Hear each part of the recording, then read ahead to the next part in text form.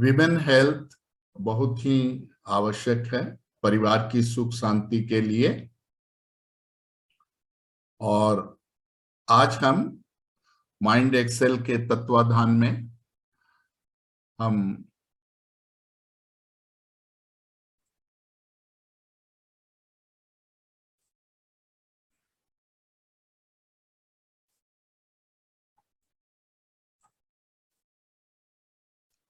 Women health पर preventive health care for women, इसके ऊपर आपको जो नॉलेज है उसको आपके साथ हम शेयर करना चाहेंगे। आप देखेंगे कि महिला जो होती है, किसी भी परिवार की महिला जो है वो पूरे परिवार की धुरी होती है, आधार होता है। अगर परिवार में सुख शांति चाहिए तो उस घर की महिला को, गृहिणी को स्वस्थ होना बहुत जरूरी है। आपके पास जो होगा आप वही दूसरों को दे पाएंगे।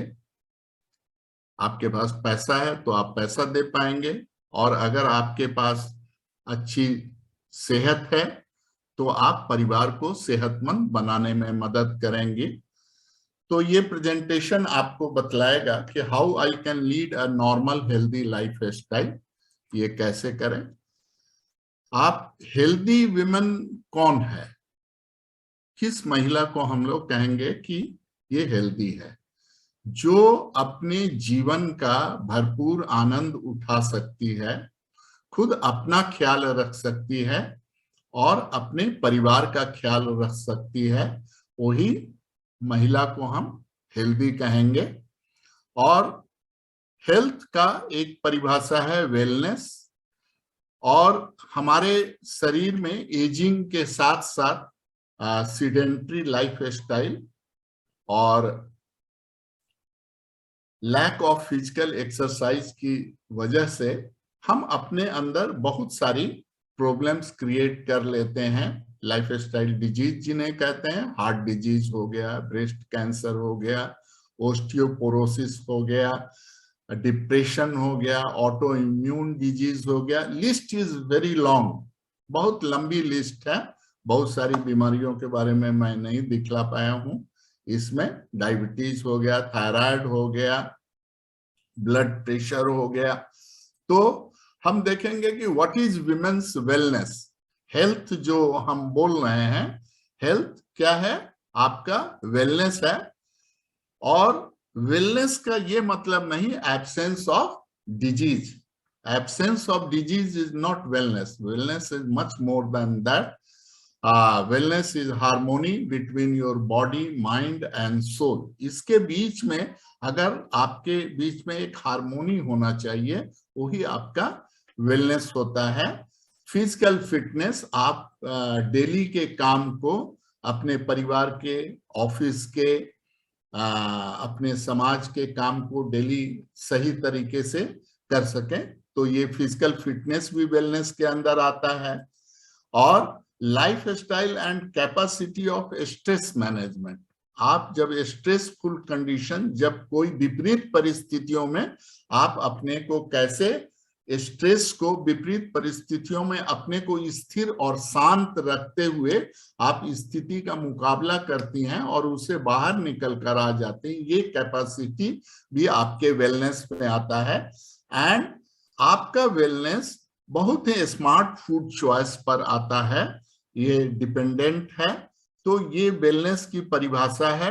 हम मोटे शब्दों में कह सकते हैं कि अगर आपको अपने डेली के, नित्य प्रतिदिन के काम करने में अगर आपको सहूलियत है, आप कर सकते हैं, तो आप वेल हैं, आप हेल्दी हैं। आगे बढ़ते हैं, क्योंकि जैसा मैं पहले बतला चुका हूं कि आपका हेल्थ किसी भी परिवार में, विमेन का हेल्थ जो है उनके बच्चों के साथ में जुड़ा होता है, उनके पति के साथ में जुड़ा होता है, उनके परिवार के साथ में जुड़ा होता है, और अल्टीमेटली पूरे समाज के साथ में जुड़ा होता है। तो इसीलिए women health is very important. इनके ऊपर ही पूरा संसार कहिए, परिवार कहिए, समाज कहिए, ये चल रहा है।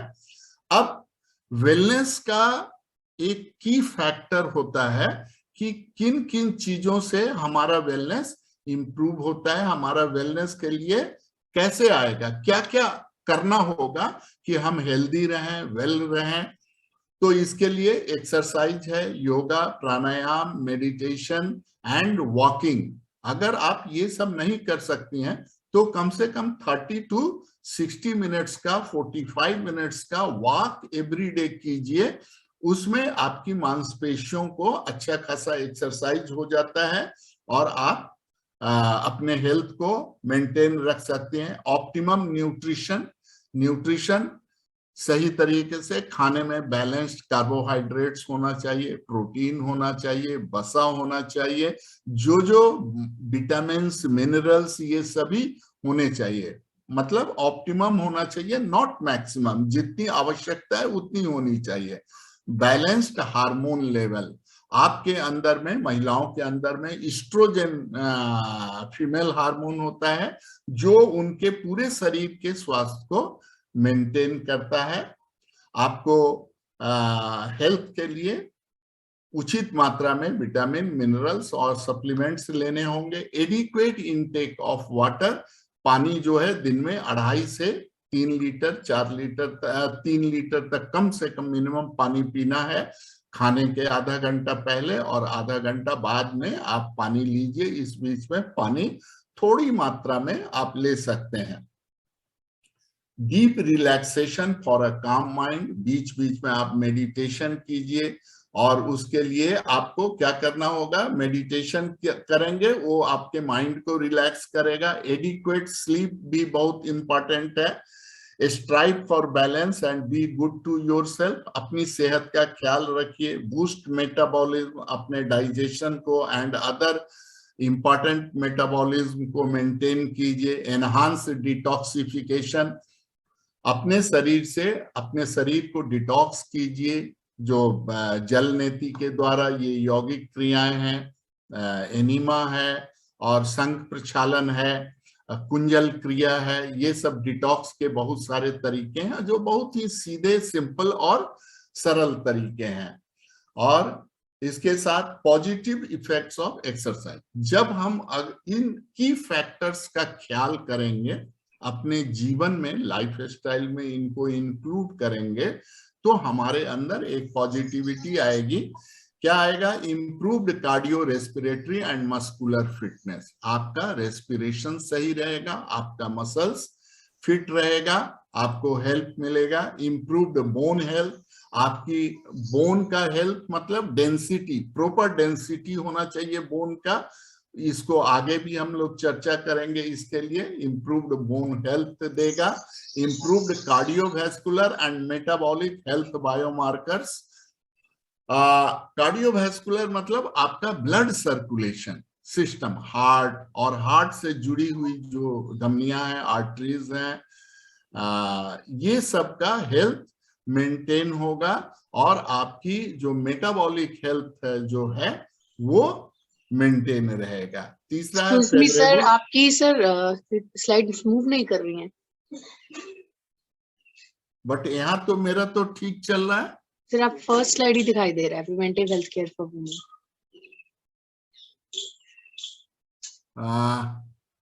स्टॉप शेयरिंग करके करूं क्या? ये अभी जो फेवरेबल बॉडी कंपोजिशन ये दिख रहा है? नहीं सर, पहली स्लाइड ही है preventive health care for women.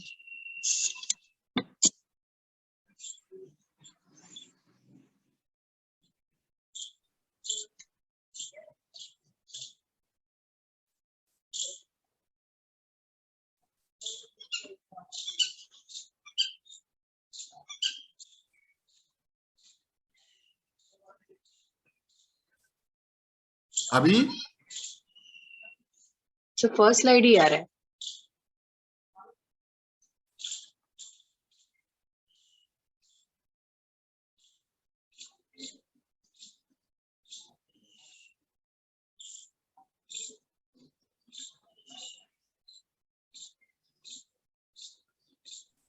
तो दोबारा प्रेजेंट करिए, मैं बताता हूँ फिर। हाँ सर, बतलाएं। हाँ, प्रेजेंट करिए दोबारा।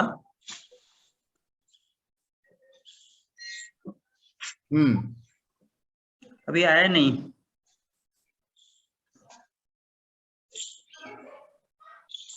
ये आया? हाँ अब आया। जिस स्लाइड में जाना चाहते हैं लेफ्ट साइड में स्लाइड दिख रहे हैं ना सर, उस पर क्लिक कर दीजिए। ओ अच्छा, स्लाइड बाय स्लाइड आप बतला रहे हैं? हाँ जी हाँ जी। अभी जी आ रहा है सर, अभी आप चेंज कर रहे हैं तो आ रहा है। हाँ ठीक है, मैं ऐसे ही तो हमारा एक्सरसाइज का हमारे हेल्प पर जो है, मैं एक्चुअली स्लाइड शो के जरिए चल रहा था, देख रहा हूं वो नेट का इश्यू हो सकता है, नेट की वजह से भी हो सकता है। तो एक्सरसाइज से हमें क्या फायदा होता है? फेवरेबल बॉडी कंपोजिशन हमें मिलता है, lower risk of coronary heart disease, stroke, blood pressure, diabetes mellitus and early death, ये सब से हम लोग बचे रहते हैं। Lower risk of cancer, breast, colorectal, lung and endometrium. Endometrium बोलते हैं यूट्रस के अंदर में जो म्यूकस की लाइनिंग होती है, उसे इंडोमेट्रियम कहते हैं। तो उसका हेल्थ आपका मेंटेन रहता है। प्रिवेंशन ऑफ वेट गेन, अगर हम नियमित रूप से योगा एक्सरसाइज करते हैं तो आपका मेटाबॉलिज्म प्रॉपर रहता है और आप वेट गेन नहीं करते हैं। इतनी पॉजिटिविटी एक्सरसाइज से आती है कि आप डिप्रेशन से भी बचे रहते हैं। And better cognitive function for older persons, जो लोग 50 प्लस के लोग हैं, 60 के लोग हैं, तो जैसे भूलने की बीमारी, डिमेंशिया हो गया, अल्जाइमर हो गया, कॉग्निटिव एबिलिटीज उनकी काफी बढ़ जाती है। अब एक्सरसाइज कितना करना चाहिए और किस टाइप का एक्सरसाइज करना चाहिए, ये भी बहुत इंपॉर्टेंट है। आपके पास टाइम नहीं है, महिलाएं नॉर्मली घर परिवार, बच्चों को स्कूल भेजना, टिफिन बनाना, उनको भेजना, और पति को ऑफिस भेजना, ये सारे पारिवारिक जिम्मेवारियों से बिजी रहती हैं। तो वो कैसे अपने को हेल्दी रखने के लिए वो क्या क्या कर सकती हैं? तो एवरीडे का फिजिकल एक्टिविटीज का एक चार्ट है। टेकिंग द स्टेयर्स, अगर घर में सीढ़ी है, आप फ्लैट में रहती हैं, अपार्टमेंट में रहती हैं, फर्स्ट फ्लोर सेकंड फ्लोर पर हैं, हायर फ्लोर पे रहने से तो संभव नहीं है, तो take the stairs. Self help for personal needs, self help for personal needs का मतलब है जैसे आपको प्यास लगी तो खुद उठ करके जाके पानी निकाल करके ले आइए। टीवी बंद करना है तो आप उसको मैनुअली बंद कीजिए। किसी चीज को लाना है तो सर्वेंट्स का हेल्प मत लीजिए, वो काम आप खुद जा करके कर लीजिए। Parking your car a little farther, मतलब अपना जो फ्लैट है, अपना जो घर है, आप घर रहेगा, इंडिपेंडेंट हाउस रहेगा तो घर के अंदर है, लेकिन अपार्टमेंट्स वगैरह में आप जो है जहां पे अलोकेटेड पार्किंग नहीं है, आप थोड़ा सा अपने घर से दूर पार्किंग कीजिए। जैसा हो, गार्डनिंग कीजिए, 10-15 गमले रखिए, उसमें पौधे लगाइए, उसको कर सकते हैं, ये भी फिजिकल एक्टिविटीज में आती है। आप cycling for short distance for daily events, मतलब दूध लानी है, सब्जी लानी है, तो आप साइकिल से भी जा करके कर सकती हैं। आजकल साइकिल को गवर्नमेंट प्रमोट करने जा रही है, कर रही है, क्योंकि पेट्रोल आपका बहुत महंगा होने जा रहा है, 120 130 ऐसे हो जाएगा बहुत ही जल्दी। Taking fitness breaks at a work, और ये सब देखिए, साइकिलिंग हो गया, एक्सरसाइज हो गया, अपने सामान उठा करके खुद रखना है, आप मतलब खेल सकती हैं, रोप जंपिंग कर सकती हैं। इस तरह से ये फिजिकल एक्टिविटीज में आप अपने को इन्वॉल्व कर सकते हैं। At least 30 to 60 minutes brisk walk every day, हर दिन 30 मिनट, 30 से 60 मिनट जैसा टाइम है टहलिए। Running, jogging, rope jumping, bicycling, dancing, swimming, आज एज पर फिटनेस एंड एज। आजकल कांचा बादाम बोल करके गाना चला हुआ है, बहुत सोशल मीडिया में फैला हुआ है, कांचा बादाम पर ही थोड़ा सा गाना डांस कर लीजिए, उसी में आपका अच्छा एरोबिक एक्सरसाइज हो जाएगा।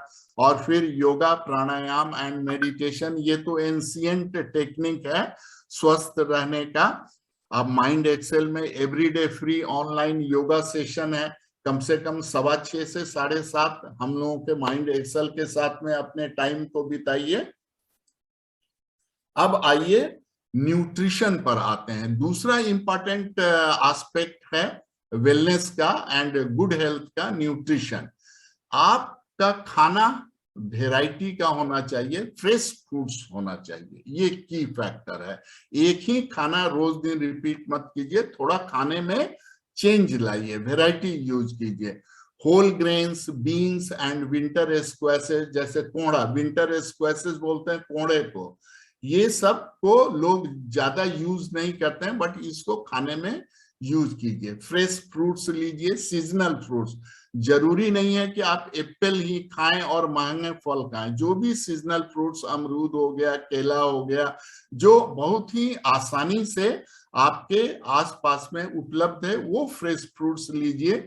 Green leafy vegetables and berries है, पालक है, मेथी है, बथुआ है, बहुत सारे साग हैं, फ्रेंच बीन्स है। अब आजकल जो है सो सग्गा प्याज जो होता है, प्याज का पौधा, छोटा टेंडर लीव्स, ये सब, पार्सले है, सबका प्रयोग कीजिए। Green leafy vegetables and berries लीजिए। Avoid refined and processed ghee, processed ghee को और रिफाइंड ऑयल अवॉइड कीजिए। उसकी जगह आप वर्जिन जो है सो, आजकल पतंजलि में मूंगफली का तेल मिलता है, ओलिव ऑयल वर्जिन मिलता है, फिर आपको सरसों तेल, मस्टर्ड ऑयल है। कहने का मतलब जो प्रोसेस्ड ऑयल है, वेजिटेबल ऑयल, उसको आप अवॉइड कीजिए। Carrots, peaches, sweet potatoes, tomatoes में लाइकोपीन होता है, वो हार्ट के लिए एंड मेंटल हार्मोन्स, इस्ट्रोजन को लेवल को बढ़ाने में मदद करता है लाइकोपिन, और ये आप इसका यूज कर सकते हैं। ग्रीन टी लीजिए, इसमें कैफीन की मात्रा या निकोटीन की मात्रा कम होती है। ऑर्गेनिक फूड, केमिकल फर्टिलाइजर्स के बजाय जो गोबर का खाद वगैरह से ऑर्गेनिक फूड, ऑर्गेनिक तरीके से उगाया हुआ फूड है, उसको आप यूज कीजिए। इसके बाद में एक चीज का और ख्याल रखना है, आपको विटामिन डी की डेफिशिएंसी नहीं होनी चाहिए। विटामिन डी के लिए धूप में जब आप, when we are exposed to sunlight, our body automatically manufactures vitamin D, हमारे शरीर के अंदर में सिंथेसिस से विटामिन डी पैदा होता है। ये जैसे बादाम हो गया आपका, अखरोट, फिश, मिल्क, ये सब में विटामिन, जो लोग नॉन वेज लेते हैं उनको यहाँ से मिल सकता है। चीज हो गया, ये सब में विटामिन डी मिलता है, तो आप विटामिन डी का सप्लीमेंट भी ले सकते हैं।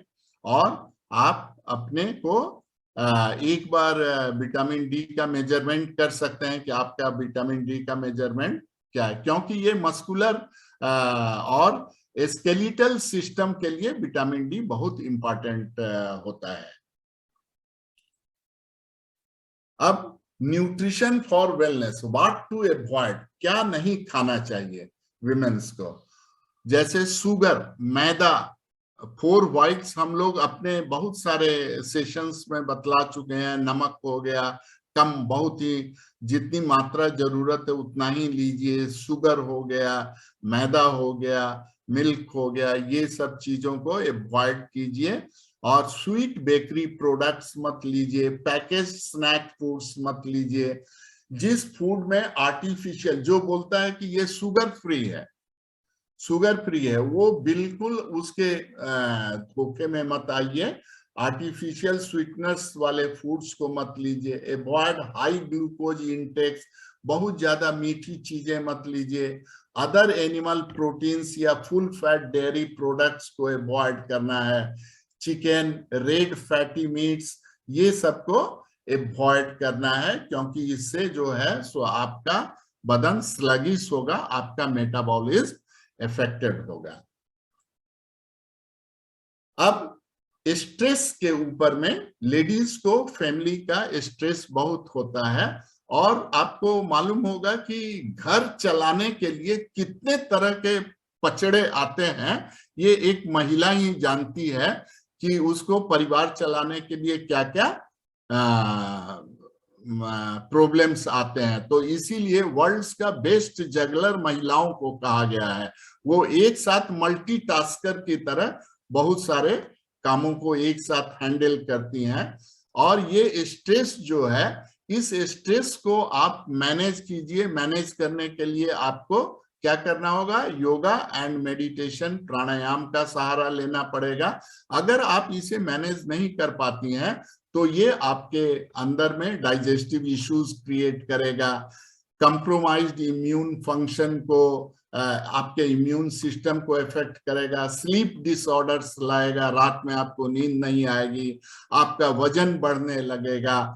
और बतलाता है कि जो कोरोना डेथ कमेटी एक बनी है इंडिया में, वो बतलाती है कि 75% से 90% जो है सो स्ट्रेस रिलेटेड विजिट्स होता है डॉक्टर के पास में। तो ये है, तो अपने स्ट्रेस को मैनेज करना आपको सीखना होगा। और ये 2006 में एक American society for psychological health का एक रिपोर्ट आया था। उसमें कहा गया कि मर्दों की तुलना में, पुरुषों की तुलना में महिलाएं स्ट्रेस का ज्यादा शिकार होती हैं, क्योंकि वो अपने को एक्सप्रेस नहीं करती हैं। पति ने 2 बात कह दिया, बच्चे बात नहीं मानते हैं, परिवार में दूसरी चीज है, उसको मैनेज करने में औरतें ज्यादा स्ट्रेसफुल कंडीशन में आ जाती हैं और वो स्ट्रेस का शिकार होती हैं। तो ज्यादा से ज्यादा औरतें, और जब औरतें स्ट्रेस में आ जाती हैं तो उनका जो बिहेवियर होता है वो चेंज हो जाता है, बदल जाता है। अनहेल्दी बिहेवियर्स बोलते हैं, चीखना, चिल्लाना, बच्चों पे हाथ उठा देना, पति से बहस में उलझ जाना। तो मतलब यू आर अंडर स्ट्रेस। तो आपको अपने स्ट्रेस को मैनेज करने के लिए क्या करना है?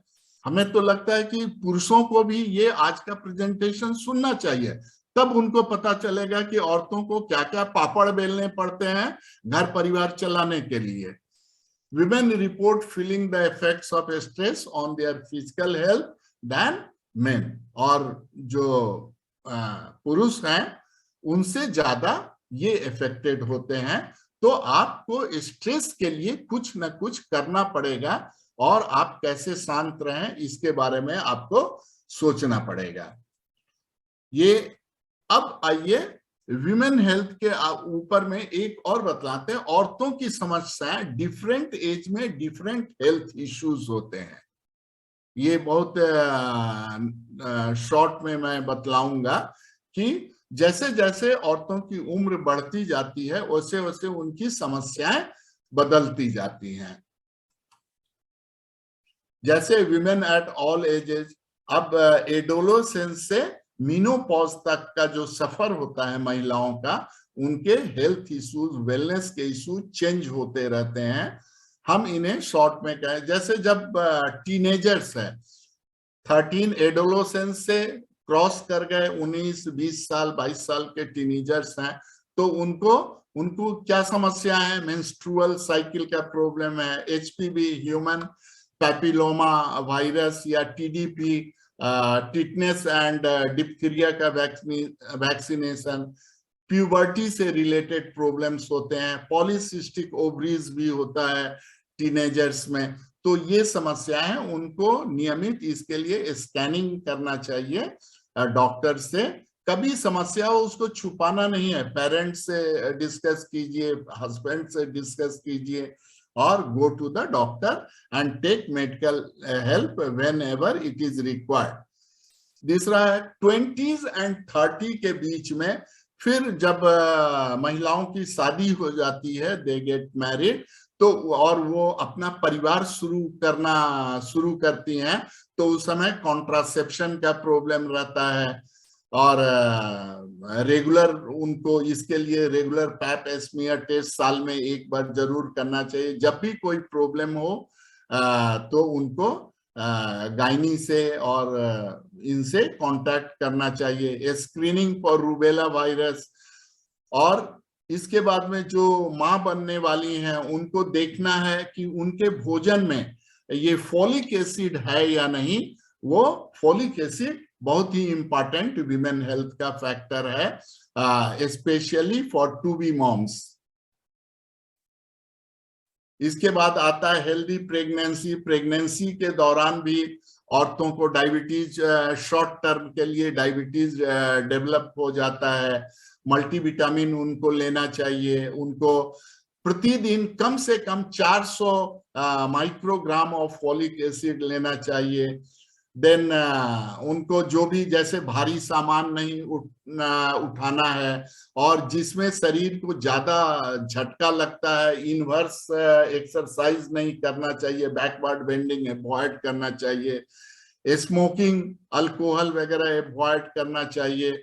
बहुत ज्यादा चाय कॉफी नहीं पीना चाहिए। ये ड्यूरिंग प्रेगनेंसी महिलाओं को अपने अंदर ये सब प्रिवेंशन और ये सब ख्याल रखना चाहिए।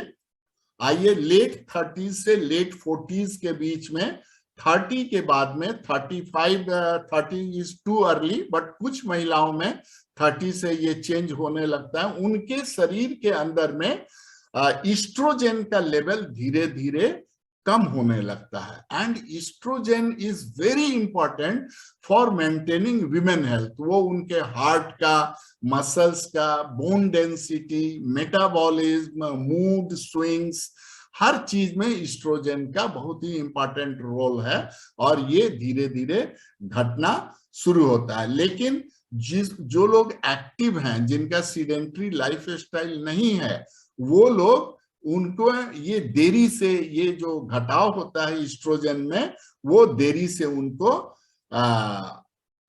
मतलब शुरू होता है। तो ये फायदा है एक्सरसाइज का।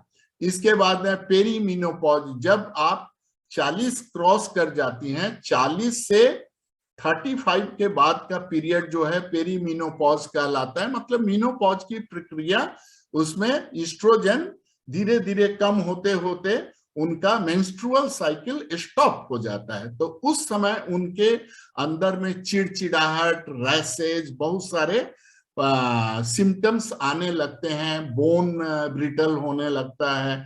तो उनको अपने ऊपर में कैसे मेंटेन करना है, और इसको समझना चाहिए कि ये नेचुरल सिग्नल है एजिंग का।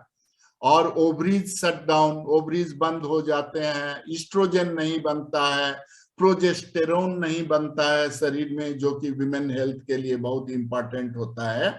और इसको हम हेल्दी लाइफ स्टाइल ही से थोड़ा रिवर्स कर सकते, बंद नहीं कर सकते हैं, इसका स्पीड स्लो कर सकते हैं। इसके बाद में जब 40s हो गया, 40s को बोलते हैं न्यू यंग एज, इस समय फिर कॉन्ट्रासेप्शन का चक्कर शुरू होता है, मेनोपॉजल सिम्टम्स आते हैं, वेट गेन होता है। कंसीडर कैल्शियम, मतलब आपको कैल्शियम की कमी होने लगती है शरीर में। आपके अंदर में कोलेस्ट्रॉल लेवल, एलडीएल, ट्राइग्लिसराइड, ये सब बढ़ने लगता है। तो अपने लिपिड प्रोफाइल का ख्याल रखिए, कैल्शियम का ख्याल रखिए। ये सब आपको अपने हेल्थ के लिए ये सब करना पड़ेगा। आगे आते हैं ए टाइम फॉर लिविंग वेल। अब 40 से 50 के बीच में जब महिलाएं पहुंचती हैं तो बच्चे ऑलमोस्ट बड़े हो जाते हैं, समझदार हो जाते हैं, स्कूल कॉलेज से निकलने लगते हैं, जॉब सर्च में लग जाते हैं। और ये इस समय को औरतों को यूज करना चाहिए कि उन्होंने अब तक जीवन के आपाधापी में जो बीमारियां अपने अंदर में पैदा कर ली हैं, उनको मैनेज करने का टाइम आता है 40 से 50 के बीच में। तो वो उसको देखना है। जैसे 50s आते आते तक मीनोपॉजल हॉट फ्लैशेज, चेहरे पे लाल रंग के चकत्ते आने लगते हैं, frequent urinary infections and vaginal dryness उनमें आने लगता है महिलाओं में, जो कि एक्सरसाइज के जरिए थोड़ा सा कम किया जा सकता है। Natural drop in bone density, आपका बोन ब्रिटल होने लगता है। तो आपको उसके लिए डॉक्टर को दिखला के कैल्शियम, हर 1 महीना कैल्शियम लेकर के 15 1 महीना छोड़ दिया, फिर दूसरे महीने लिया कैल्शियम कंटिन्यूअसली, नहीं लेना चाहिए, क्योंकि ये आपके किडनी के दीवार के ऊपर में ये सिस्ट क्रिएट करता है, कैल्सिफाइड सिस्ट क्रिएट करता है। तो रेगुलर कैल्शियम का यूज नहीं करना चाहिए, 1 महीना लीजिए, बंद कर दीजिए, फिर डॉक्टर जैसा प्रेस्क्राइब करते हैं उस तरह से लीजिए। विटामिन डी लीजिए and check for blood pressure and diabetes, इसको चेकिंग करते रहिए। बीच बीच में ब्रेस्ट कैंसर के लिए मैमोग्राफी, बोन डेंसिटी स्कैन भी आता है, बोन डेंसिटी स्कैन करके डॉक्टर बतला देते हैं कि आपके अंदर में ओस्टियोपोरोसिस कितना सेट इन हो गया है, कितना आपके अंदर में आ गया है। अब जो है 60s एंड बियॉन्ड, इस समय अलग समस्या होती है। अब इस 60s एंड बियॉन्ड में क्या है, आपको एज हो गया है, मेटाबॉलिज्म आपका कमजोर हो गया है, आपके पास में थोड़ी मसल्स वीक हो गई हैं, बोन ब्रिटल हो गया है, तो उस समय हेल्दी डाइट लीजिए, डेली कुछ एक्सरसाइज कीजिए, थोड़ा स्ट्रेचिंग कीजिए, वॉकिंग कीजिए एंड वेट को मैनेज कीजिए। तो इससे आपको ये स्वस्थ रहने में हेल्प मिलेगा। Risk of heart disease, ovarian, uterine, breast cancer is highest. 60 में ये ज्यादा कैंसर वगैरह शुरू हो जाते हैं, क्योंकि आपका डिफेंसिव जो हार्मोन है आपके अंदर का, वो बनना बंद हो गया है। तो इसके लिए डॉक्टर्स घबराने की बात नहीं है, ये सप्लीमेंट है एंड डॉक्टर इसको हार्मोन थेरेपी भी करते हैं। जब ज्यादा प्रॉब्लम हो जाता है तो डॉक्टर्स हार्मोन थेरेपी करके इस परेशानी से आपको हेल्प करते हैं। बिनाइन कॉजेज ऑफ डिस्कम्फोर्ट आर, मतलब कैंसर का तो डाउट हो ही जाता है 60 प्लस में, लेकिन कुछ नॉन मैलिग्नेंट या बिनाइन कॉजेज होते हैं, जैसे वेजाइनल प्रोलैप्स हो जाता है, यूट्रस बाहर निकल जाता है, ओस्टियोआर्थराइटिस शुरू हो जाता है। तो आपको 60s में ये सब समस्याएं आती हैं, जिसके लिए आपको मेडिकल हेल्प एंड आप exercise and healthy life style को फॉलो करना है। और एक चीज है कि आप देखेंगे कि एवरेज विमेन में, औसतन महिलाओं में, वो हर 10 साल में उनका जो मसल्स जो है, मांसपेशियां 5 पाउंड कम हो जाता है, और हर 10 साल में उनका फैट 10 पाउंड बढ़ जाता है। 50 की उम्र पहुंचते पहुंचते तक उनका 1/3 मसल्स कम हो जाता है। रीजन क्या है? Sedentary life style and lack of physical activities. और 60 पहुंचते पहुंचते तक उनका मसल मास जो है हाफ कम हो जाता है एंड बॉडी फैट केवल रह जाता है। बॉडी फैट जो कि जाता नहीं है, वो आपके साथ ही जाएगा और बॉडी फैट आपके शरीर में इकट्ठा हो जाता है। तो ये आपको औसतन महिलाएं जो एक्सरसाइज, सीडेंट्री लाइफ स्टाइल के वजह से उनके अंदर में ये समस्याएं आती हैं, मांसपेशियां खत्म हो जाती हैं और फैट डिपॉजिट हो जाता है, वेट बढ़ जाता है। अब तो इसके लिए क्या है कि आप बीच बीच में, साल में एक बार जरूर जाइए डॉक्टर के पास में और उनसे बात कीजिए कि सर हमें अपने हेल्थ के लिए क्या करना है। जैसे why screening test are important, screening क्यों करवानी चाहिए महिलाओं को या पुरुषों को? पुरुषों के लिए भी आवश्यक है, उन्हें भी डॉक्टर्स बतलाते हैं स्क्रीनिंग के लिए। तो to diagnose even before symptoms develop, आपके अंदर बीमारी सेट इन हो उसके पहले आपको पता लग जाए तो आप उसे इलाज करके बंद कर सकती हैं। और easier treat in early stage, अगर कोई बीमारी जस्ट शुरू हुई है उस समय आप उसको ट्रीटमेंट ले सकती हैं। फिर ये कौन सी स्क्रीनिंग हर समय हर उम्र में नहीं हो सकती है, एक एज रिलेटेड स्क्रीनिंग होती है, तो वो डॉक्टर आपको बतलाएगा आपकी फैमिली हिस्ट्री के हिसाब से और आपकी अपने हेल्थ हिस्ट्री के हिसाब से डॉक्टर्स आपको बतलाएंगे। मेन है स्क्रीनिंग में हमें देखना है एक नॉर्मल जो एक लिस्ट बना है ब्रेस्ट कैंसर के लिए, जो मैमोग्राफी, अल्ट्रासाउंड आप लोग कर सकते हैं। सर्वाइकल कैंसर के लिए पैप एस्मियर टेस्ट हो गया, एचपीवी वैक्सीनेशन हो गया, बोन डेंसिटी ओस्टियोपोरोसिस के लिए है, स्किन कैंसर है, फ्रेकल्स हो रहे हैं, चकते हो रहे हैं, कोलोरेक्टल कैंसर, इस सब से पॉलिप्स हो गया, हाई ब्लड प्रेशर हो गया, इसके लिए लिपिड प्रोफाइल रेगुलरली करवाना चाहिए, डायबिटीज है तो fasting sugar, PP and HbA1c करवाइए, ग्लूकोमा के लिए अगर डायबिटीज है तो रेगुलरली साल में एक बार ग्लूकोमा के लिए जरूर जाइए, थायराइड प्रोफाइल टेस्ट करवाइए, इससे पता चलेगा। तो ये सब चीज सावधानियां हैं। अभी हमारे सेशन के बाद में हम लोग योगासन का कुछ डिमोन्स्ट्रेशन करेंगे जो बहुत ही सिंपल एंड मतलब आसानी से किए जाने वाले आसन है जो हमें हेल्प करेंगे अपने हेल्दी को, वेलनेस को मेंटेन करने में। और आप किसी भी उम्र में रहें, महिलाएं किसी भी उम्र में रहें, तो उनके लिए सबसे जरूरी है eat healthy, be active, manage stress and supplement wisely. जैसे एडवर्टाइजमेंट देख करके कोई सप्लीमेंट मत लीजिए, विटामिन मिनरल्स मत लीजिए, आपको जो शरीर की जरूरत है और अगर आपके अंदर कोई सिम्टम्स हैं तभी सप्लीमेंट्स एंड विटामिन लीजिए। एंड 50 प्लस के बाद तो multi vitamin and minerals doctor को पूछ करके लेना चाहिए। तो ये आपको हेल्थ के लिए है। अब हम लोग I am stopping my presentation here.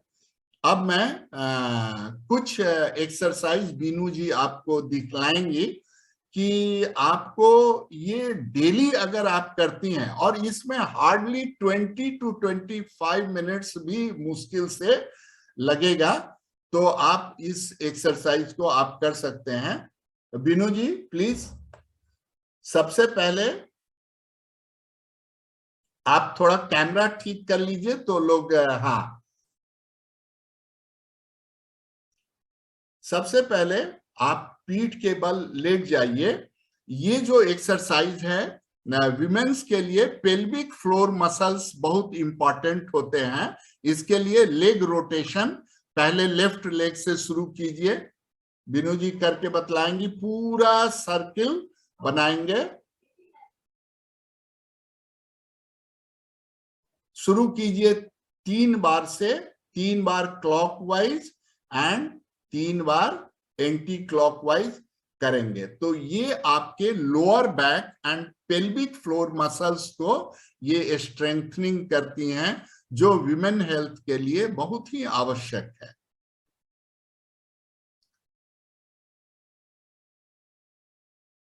Right leg से, यस, क्लॉकवाइज 3 बार करेंगे।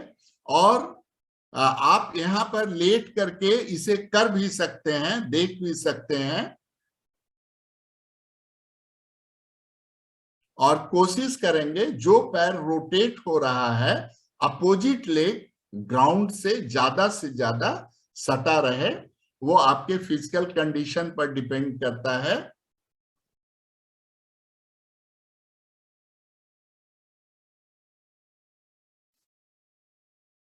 रिलैक्स। अब आप रिलैक्स कीजिए और आप देखेंगे कि इसमें ज्यादा से ज्यादा 20 to 25 मिनट से ज्यादा नहीं लगे। अगला एक्सरसाइज है साइक्लिंग। आप दोनों पैरों को मोड़ लीजिए और रेज योर लेफ्ट लेग और स्टार्ट साइक्लिंग। इसे यौगिक साइक्लिंग करते हैं। 10 बार क्लॉकवाइज एंड 10 बार एंटी क्लॉकवाइज। दोनों पैरों से एक साथ भी कर सकते हैं और बारी बारी से भी हम कर सकते हैं। इसमें जैसे साइक्लिंग करते हैं तो दोनों पैर, एक आगे आता है एक पीछे आता है, इस तरह से भी हम कर सकते हैं। और इसमें ये आपके लोअर एब्डोमिनल वॉल को स्ट्रेंथ करता है, पेल्विक फ्लोर मसल्स को स्ट्रेंथ करता है एंड लोअर बैक मसल्स में स्ट्रेंथ प्रोवाइड करता है।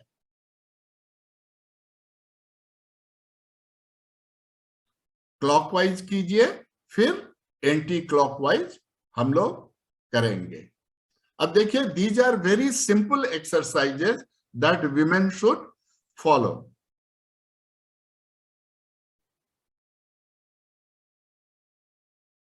रिलैक्स, पैर को फैला लीजिए हल्का सा, दोनों भुजाएं शरीर के बगल में, थोड़ा रिलैक्स कीजिए। दो आसनों के बीच में कम से कम 30 सेकेंड्स का रिलैक्सेशन होना चाहिए। अब हम लोग अगला एक्सरसाइज है रेजिंग ऑफ लेग, उत्थान पादासन। 30 डिग्री दोनों पैरों को हम 30 डिग्री, आंख से जो टोज हैं वो दिखते रहने चाहिए, 30 डिग्री उठाना है। इसे 6 सेकेंड तक रोक कर रखना है। आप सांस नॉर्मल तरीके से ले सकती हैं। 6 सेकेंड रोके रखिए इस पोजीशन में, और आप फील कीजिए कि आपके पेल्विक फ्लोर मसल्स में एंड लोअर एब्डोमिनल मसल्स में कहां पर स्ट्रेचिंग हो रही है। डाउन, धीरे से हम लोग इसे 3 बार करेंगे।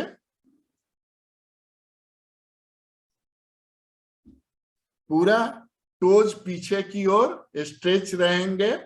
इसका दूसरा फायदा है कि ये एक्सरसाइज आपको वेरिकोज वेन्स में भी बहुत फायदा करता है। आपके जेनाइटल यूरिनरी ट्रैक्ट को तो हेल्दी करता ही है, इसके साथ साथ आपको वेरिकोज वेन्स में भी हेल्प करता है, क्योंकि हमारे जांघ की जड़ में, लोअर एब्डोमिनल के पास में, ये बाइकिस्पिड भाल्व होते हैं जो कि ब्लड फ्लो को पीछे की ओर वापस, इम्प्योर ब्लड को शरीर के सिस्टम में प्यूरिफिकेशन के लिए ले आते हैं। रिलैक्स, थोड़ा रिलैक्स करेंगे। इसके बाद में अब हम अपने वाइटल ऑर्गन्स, मेटाबॉलिज्म को स्ट्रेंथनिंग करने के लिए, ये आपका डाइजेस्टिव, रिप्रोडक्टिव सिस्टम, इसको दोनों को इन्वॉल्व करता है, एंड कार्डियोवैस्कुलर सिस्टम को भी इन्वॉल्व करता है। इसके लिए हम लोग सुप्त पवन मुक्तासन करेंगे। सुप्त पवन मुक्तासन, बाएं पैर को मोड़िए, घुटनों से चेस्ट पर लाइए, दोनों हाथों से पकड़िए और नाक से घुटने को टच कीजिए। अपोजिट लेग फर्श से सटा रहेगा। अपनी सेहत के हिसाब से, स्टेमिना के हिसाब से आप इस एक्सरसाइज को कर सकती हैं, काउंट कर सकते हैं। मेंटली काउंट कीजिए 10 से 12 बार और रिलैक्स। अब दाएं पैर से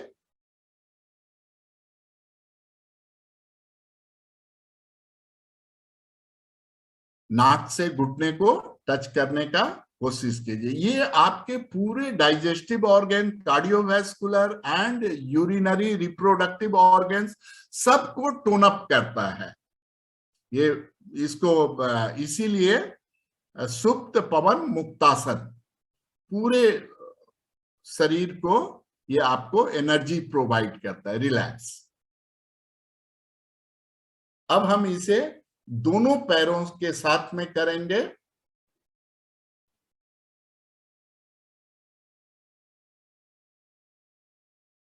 घुटनों से टच करेंगे और अपनी फिजिकल कैपेसिटी के हिसाब से आप जितनी देर इसको रख सकती हैं। 10 सेकेंड काफी होता है, 6 से 10 सेकेंड तक, 12 सेकेंड तक आप रखिए।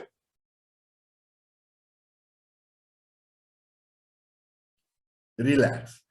इस सुप्त पवन मुक्तासन को आप 3 बार अवश्य कीजिए। हम लोग यहाँ डिमोन्स्ट्रेशन कर रहे हैं, हमारे बीच में डॉक्टर उज्ज्वला सिंधे आ चुकी हैं, तो हमें उनके साथ भी आपको वो कुछ बतलाएंगी विमेन हेल्थ के ऊपर में। अगला एक्सरसाइज है भुजंगासन। भुजंगासन, पेट के बल दाएं करवट लेते हुए, दाहिने करवट लेकर के पेट के बल आ जाइए।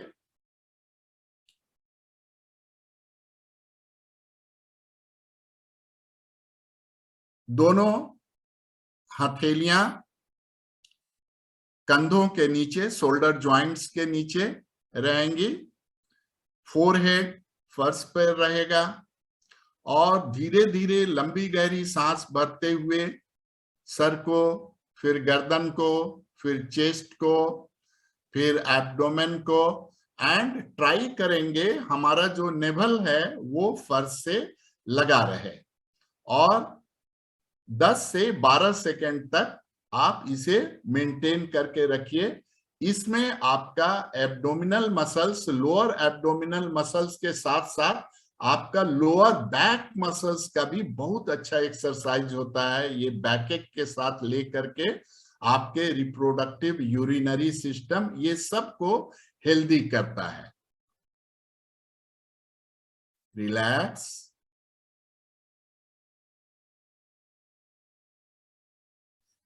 इस भुजंगासन को भी आप 3 बार कर सकती हैं, और लेकिन जब आपका मेंस्ट्रुअल साइकिल ऑन हो उस समय भुजंगासन नहीं करना चाहिए, क्योंकि इसमें इनवर्स बेंडिंग होती है, बैकवर्ड बेंडिंग होती है, वो हमारे यूट्राइन हेल्थ के लिए ठीक नहीं होता है।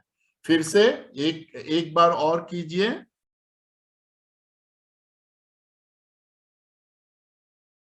आप सभी लोग कर सकते हैं।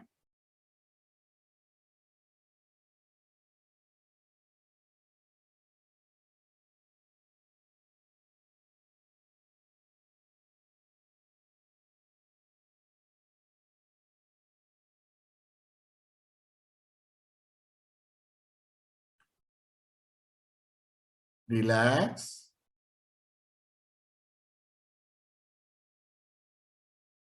थोड़ा रिलैक्स कर लीजिए। दोनों हाथ की हथेलियां एक दूसरे पर, फोरहेड को उस पर रखेंगे, पैरों को थोड़ा फैला लेंगे।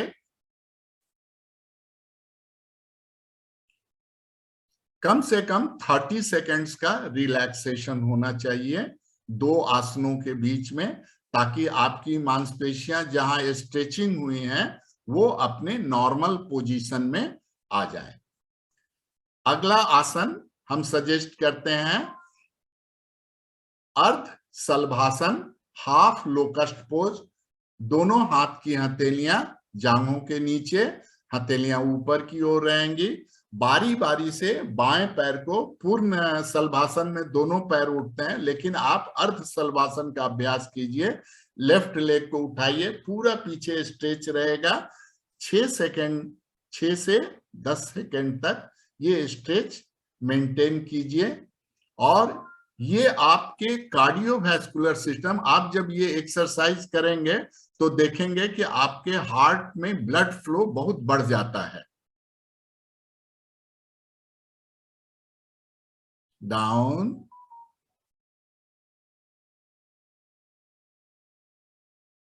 अपोजिट लेग से।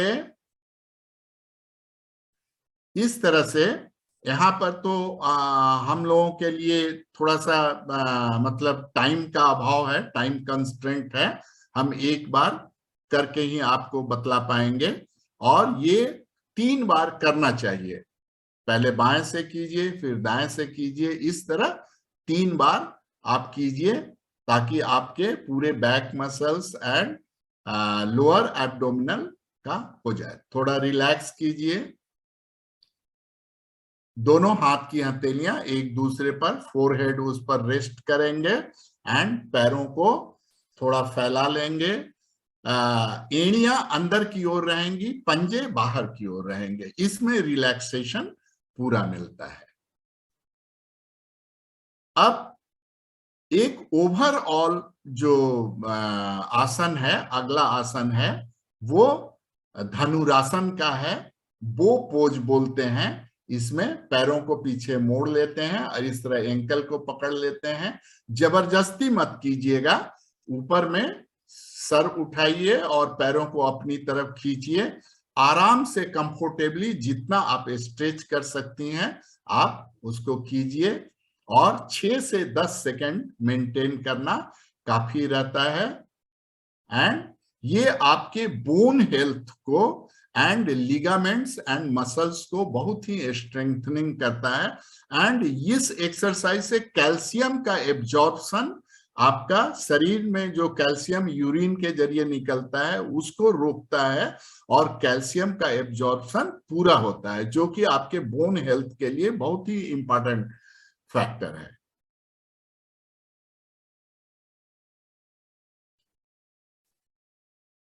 और आखिरी जो आसन है, थोड़ा रिलैक्स कर लीजिए और आप अपने स्थान पर बैठ जाएं। जो लोग 30 या 40 के नीचे हैं और जिनको बैक का कोई प्रॉब्लम नहीं है, वो रैबिट पोज या शशांकासन कर सकते हैं। और ज्यादातर लोगों को एजेड हैं वो मंडूकासन करेंगे, और अगर घुटने में प्रॉब्लम नहीं है तो वो मंडूकासन कर सकते हैं। इसके लिए आप वज्रासन में बैठ जाइए। आप देखिए, बिनू जी को माइंड कीजिए और वो आराम से दोनों हाथ जो है ये शशांकासन दिखला रही हैं।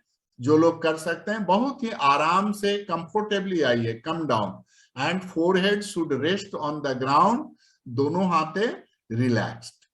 और इस जो ये कॉन्ट्रैक्शन जो है एब्डोमिनल मसल्स का एंड चेस्ट मसल्स का, ऑर्गन्स का, ये आपको इसको एंजॉय कीजिए 6 से 10 सेकेंड तक।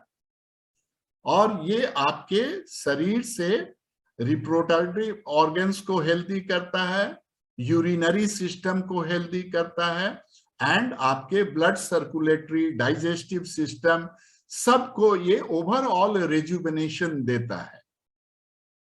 यस, रिलैक्स, थोड़ा देर वज्रासन में बैठे रहिए।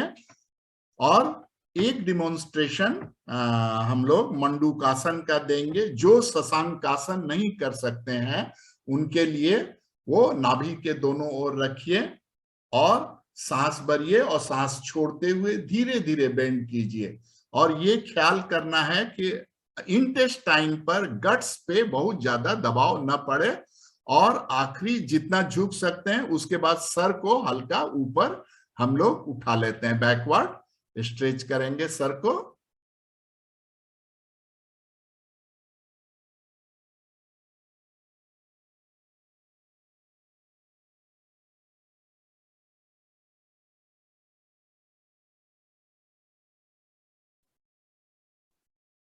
पैरों को खोल लीजिए और थोड़ा लेग्स को शेक योर लेग्स, तो आप पैरों को अच्छी तरह से हिला लीजिए ताकि ब्लड सर्कुलेशन नॉर्मल हो जाए एंड मांसपेशियां रिलैक्स हो गए।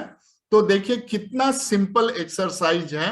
और प्राणायाम कम से कम 3 प्राणायाम, आप कुछ नहीं तो 3 प्राणायाम कीजिए। अनुलोम विलोम,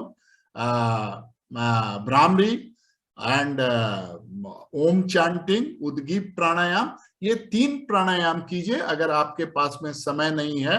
ये आपको स्ट्रेस से निकलने में मदद करेगा। ओवरऑल मानसिक स्वास्थ्य आपका ठीक रहेगा। और ये था आपको एक हेल्दी लाइफ स्टाइल एडॉप्ट करना है। और हमारे बीच में डॉक्टर उज्ज्वला सिंधे हैं और हम उन्हें इनवाइट करते हैं कि वो आज विमेन हेल्थ पर लोगों को बतलाएं।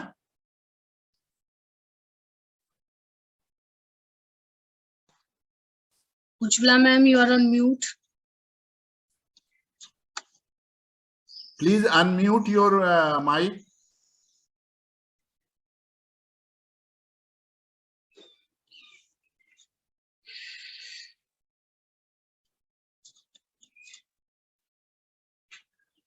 Yes, ma'am. Just a minute. Network problem is there. Just 2 minutes. I'll join. Yes, no problem, madam.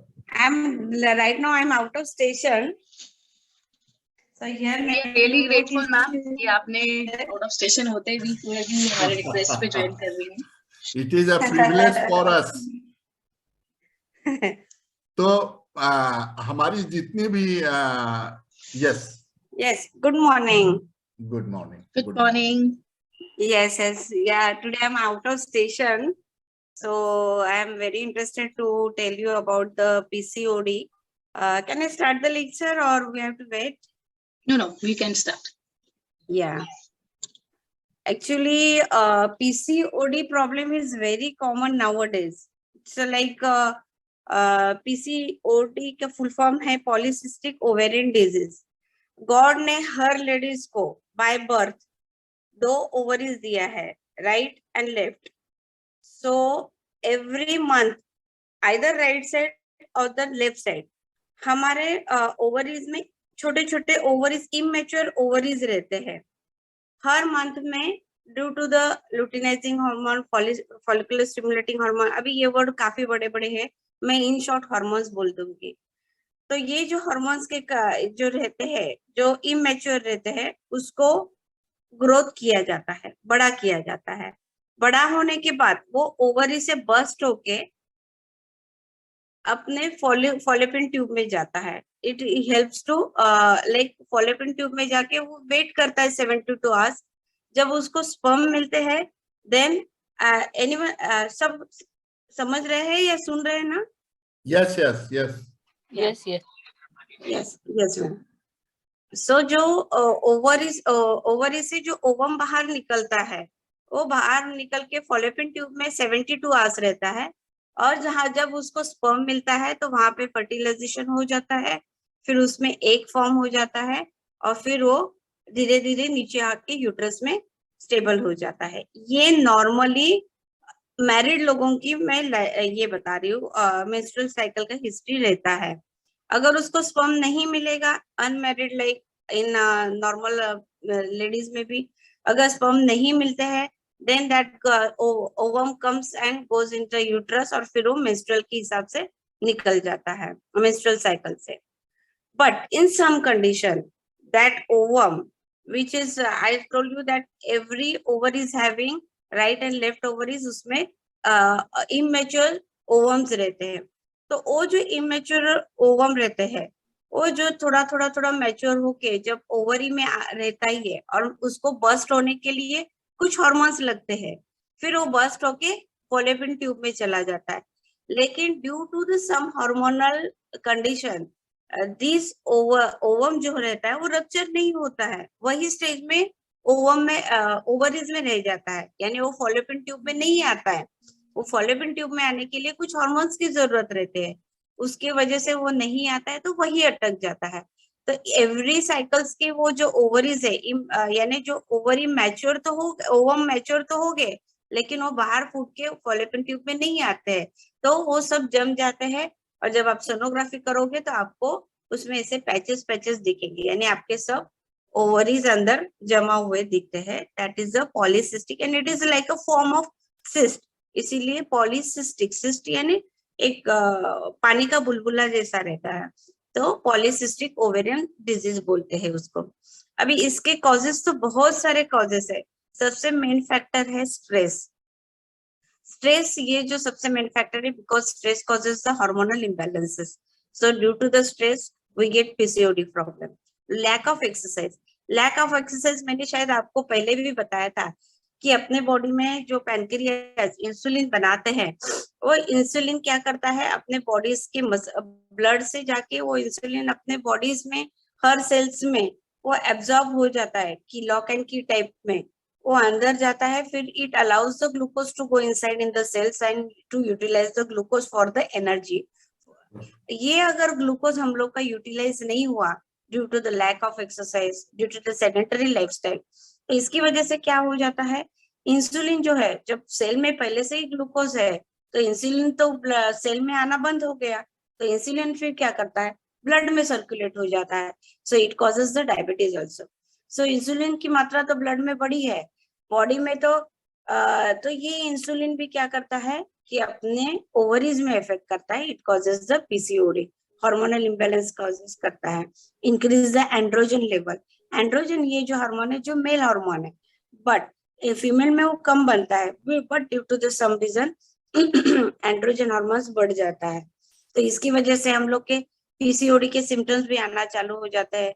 In fact मैं इन सिम्टम्स आपको इन शॉर्ट बता देती हूँ. जैसे इरेगुलर मेंस्ट्रुएशन रहेगा आपको, फिर बाद में पीरियड्स बहुत कम आएंगे, स्कैंटी पीरियड्स आएंगे या तो हेवी पीरियड्स आ जाएंगे, इनफर्टिलिटी का प्रॉब्लम होगा, ओबेसिटी होगा, फिर बाद में आपको कहीं पे बॉडी में हेयर ग्रोथ हो जाएगा अनवांटेड पार्ट में, जैसे फेस हो गया, जॉज हो गए, यहाँ पे हेयर्स आना चालू हो जाते हैं, एक्सेसिव फिर डिप्रेशन आ जाता है, पसीना बहुत आता है, एक्ने आना चालू हो जाता है।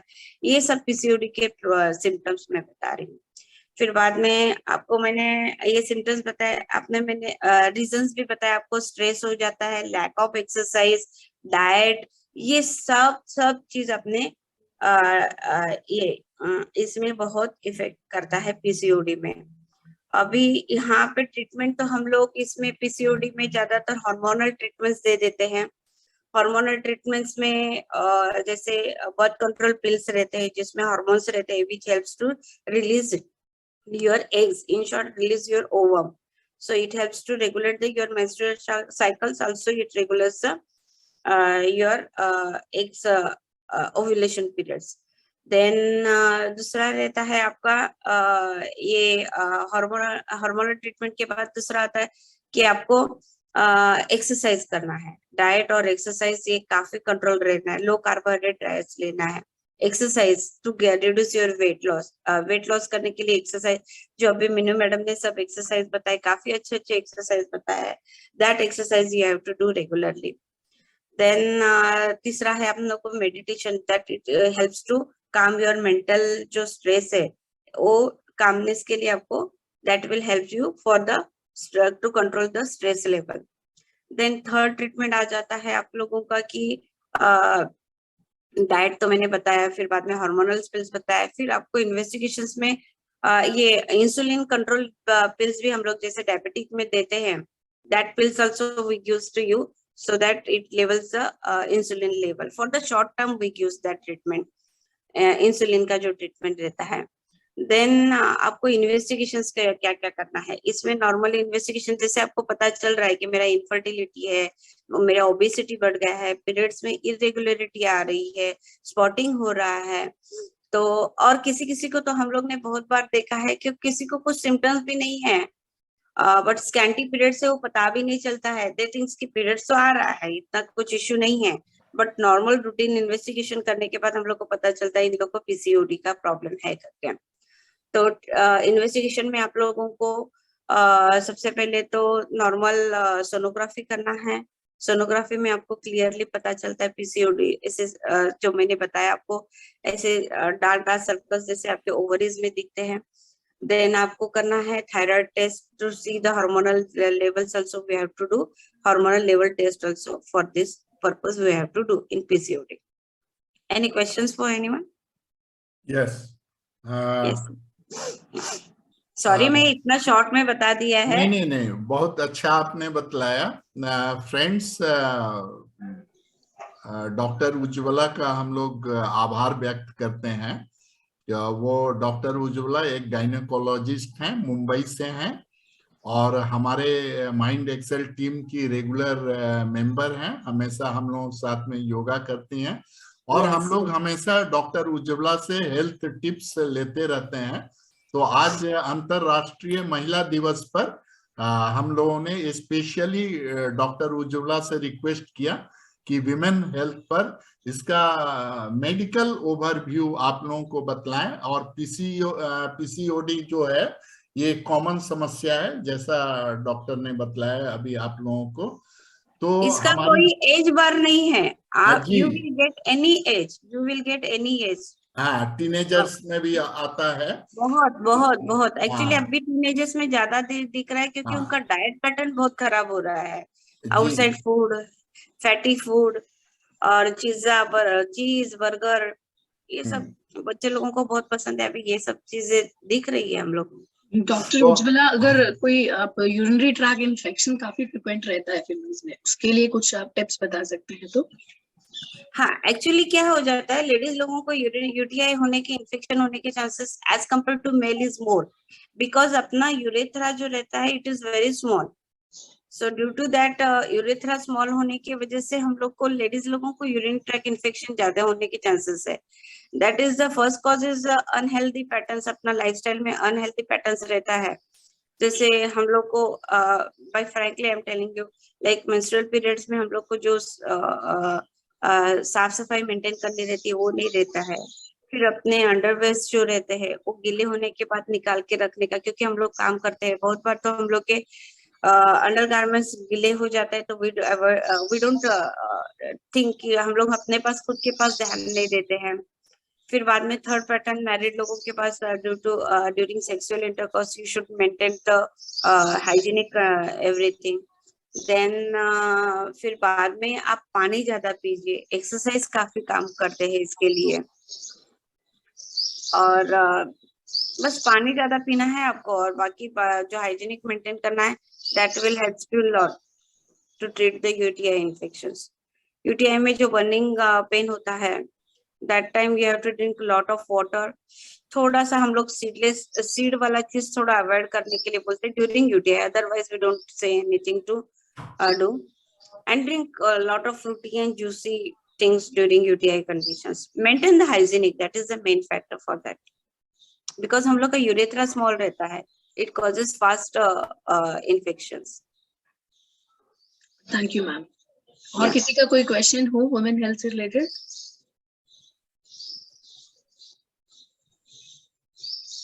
मुझे दो पूछना चीज था। होगी मैम, या तो किसी को समझा होगा या तो नहीं समझा होगा. जी मैम, मुझे पूछना था कि बोलिए ना.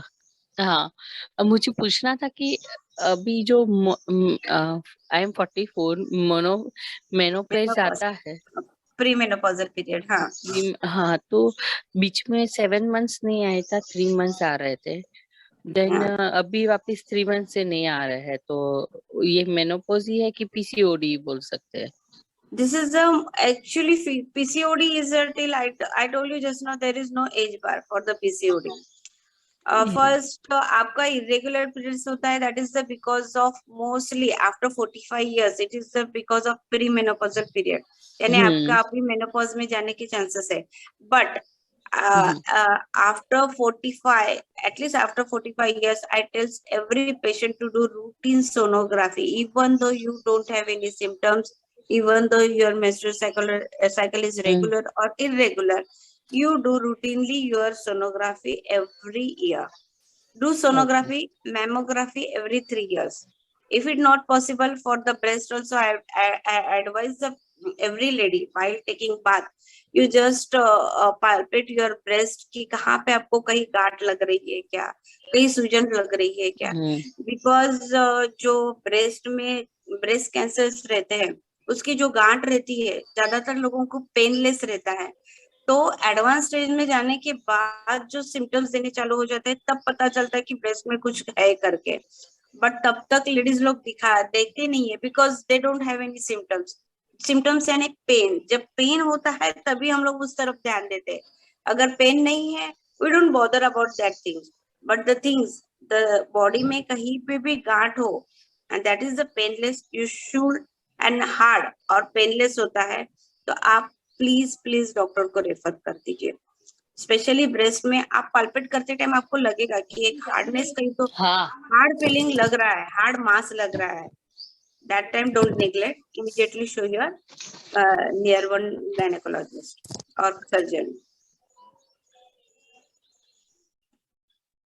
हाँ बोलिए मैम.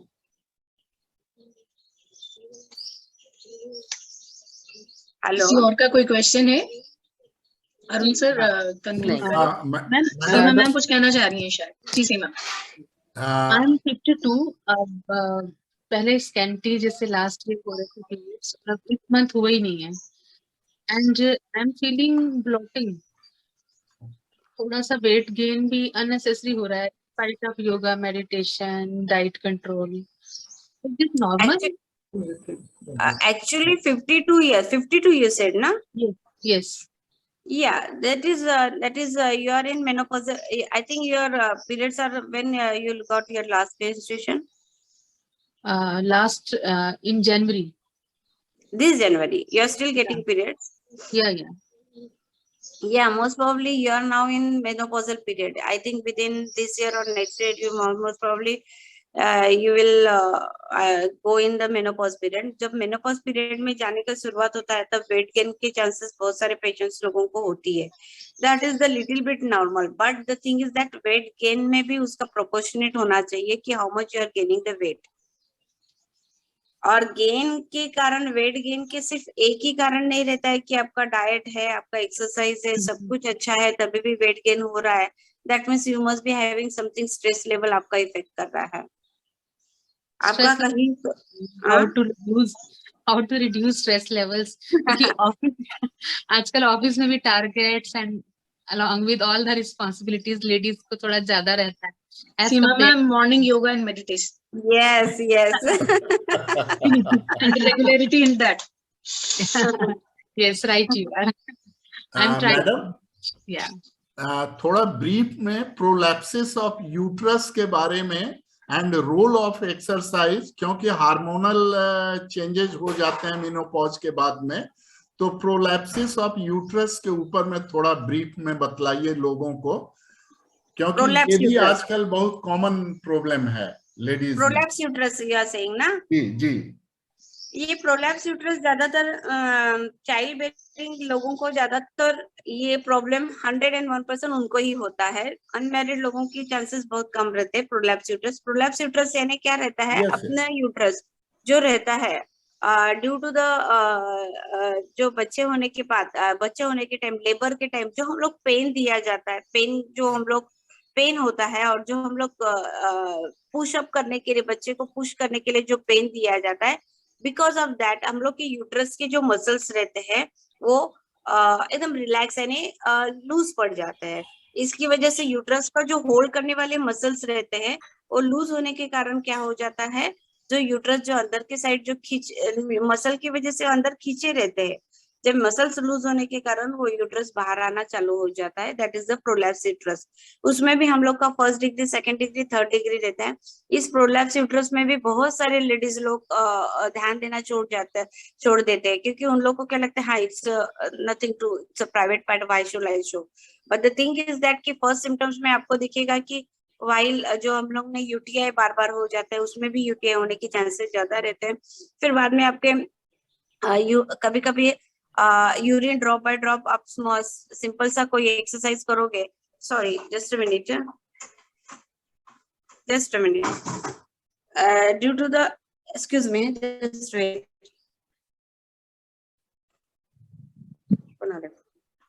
हेलो, हाँ, due to the what I was saying, हाँ, यूरिन ड्रॉप बाय ड्रॉप गिरना चालू हो जाता है प्रोलैप्स में.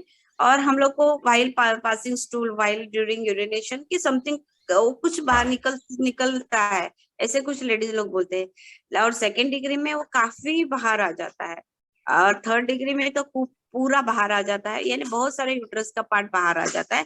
And that requires surgery. Second third में हम लोग सर्जरी से बोल देते हैं, क्योंकि वहां पे थोड़ा सा एक टेप लगाया जाता है ताकि यूट्रस अंदर चला जाए. और इसमें एक्सरसाइज काफी हेल्पफुल रहते हैं फर्स्ट डिग्री में, कि वो सेकेंड डिग्री में ना जावे उसके लिए. उसमें क्या रहता है कि आप फर्स्ट डिग्री प्रोलैप्स में आप जैसे यूरिन करते हो, यूरिन पास करने के टाइम फर्स्ट यूरिन हो, एक first part of urine you should do, then बीच में ही आपको यूरिन को होल्ड करना है for 2 minutes, and then again last part of urine होना है. यानी ये आपको वाइल आप यूरिन पास करते टाइम फर्स्ट पार्ट करना है, होल्ड करना है, फिर बाद में यूरिन करना है. ये एक्सरसाइज आप जब आप यूरिन पास करते हो तभी आपको ये एक्सरसाइज करना है. सेकेंड एक्सरसाइज आपको करना है, जिससे आप सांस अंदर खींच लेते हो. ड्यूरिंग दैट टाइम आपका जो नीचे का पार्ट है वो अंदर खींच के लेना है आपको अंदर की तरफ, और होल्ड करना है फॉर 2 मिनट्स. फिर सांस छोड़ते छोड़ते रिलैक्स करना है. ये सब हम लोग जो प्राणायाम करते हैं उसमें भी ये काफी इनडायरेक्टली ये एक्सरसाइज हो जाता है. ये Kegel एक्सरसाइज. यस, ये एक्सरसाइज आपको दिन में एट ए टाइम 15 बार करना है. ये दिन में आपको 3 से 4 बार करना है. ये 2 एक्सरसाइज आपकी specially this exercise for the uterus only, two gives the uterus के मसल्स को स्ट्रेंथ देने का काम करता है. अगर आप ये एक्सरसाइज नहीं करोगे तो धीरे धीरे यूट्रस बाहर आना चालू हो जाता है, then after that it required surgery. Thank you. Yes sir, any question?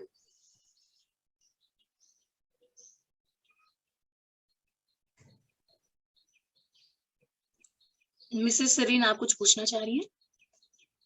नहीं मैम, बस चलिए, thank you everyone, thank you so much. Ujjwala ma'am ने बहुत अच्छे So से एक्सप्लेन in किया। ladies, everything we have to do, like regarding the breast also, regarding the uterus also, we have to take care properly, because हम लोग के cancer के chances, मैं डरा नहीं रही हूँ, आपको बता रही हूँ कि कैंसर के चांसेस इसमें ही ज्यादा लेडीज लोगों को होता है, in breast and in uterus. So like हम लोग ये बताने के लिए यानी शर्माते हैं। अभी तो बहुत सारे लेडीज लोग now they are very active कि वो आके बताते हैं, एडवाइस लेते हैं। So you should take proper advice. और ब्रेस्ट का भी मैंने बताया, इन शॉर्ट आपको ब्रेस्ट में भी आपको प्रॉपर एग्जामिनेशन डेली करना है, डेली देखना है, any age, no age bar. I had seen the cases, 22 years old girl, she got breast cancer। इसीलिए ब्रेस्ट कैंसर जरूरी नहीं है कि टीन एज को भी नहीं होता है। आजकल हम लोग ने, मैंने बताया, डाइट, एक्सरसाइज, हम लोग का stress pattern, it causes affects many more things in our body. बहुत सारे चीजें इम्बैलेंस हो जाते हैं उसके लिए। So we have to do all this things balance properly, क्योंकि अभी मैडम ने बताया कि स्ट्रेस लेवल ही काफी हम लोग को इफेक्ट कर रहा है, टारगेट दिया जाता है, but for that join Meenu madam. Meenu madam, right no? जी, बिल्कुल सही बोला आपने। उसके अलावा छोटे छोटे लाइफस्टाइल चेंजेस अरुण सर ने बहुत अच्छे से बताया है, तो वो सब इम्प्लीमेंट कीजिए, definitely you will be getting benefit. Arun sir, कुछ ऐड करना है? लेट्स और वी एंड द सेशन। मैं तो डॉक्टर उज्ज्वला सिंधे का बहुत आभार व्यक्त करता हूँ कि उन्होंने हमारे पार्टिसिपेंट्स को इतनी अच्छी जानकारियां दी, जो आप अपने जीवन शैली में थोड़ा बदलाव ला करके एक स्वस्थ जीवन शैली बिता सकते हैं। और आपको बहुत सारी कठिनाइयां आपने देखी होंगी कि आपके sedentary life style and lack of physical activity की वजह से स्ट्रेस लेवल बढ़ रहा है, आपको कितने सारे प्रॉब्लम्स हो रहे हैं। तो आप उनको सुनिए। हम लोग तो एवरीडे ट्राई कर ही रहे हैं, बीनू मैडम है, जया सिंह है, लक्ष्मी जी हैं, सभी लोग ट्राई कर रहे हैं। हम लोग एवरीडे आप लोगों को फ्री ऑनलाइन योगा सेशन में, तो और एक्सरसाइजेज भी आपने देखा होगा, कितना सिंपल एक्सरसाइज है। आप पीठ के बल लेट जाइए and just pelvic floor muscles and uterine muscles का आप एक्सरसाइज कर रही हैं। Thank you everyone. Let's end the session with some energy. Yes, thank you thank you ma'am. और Yeah.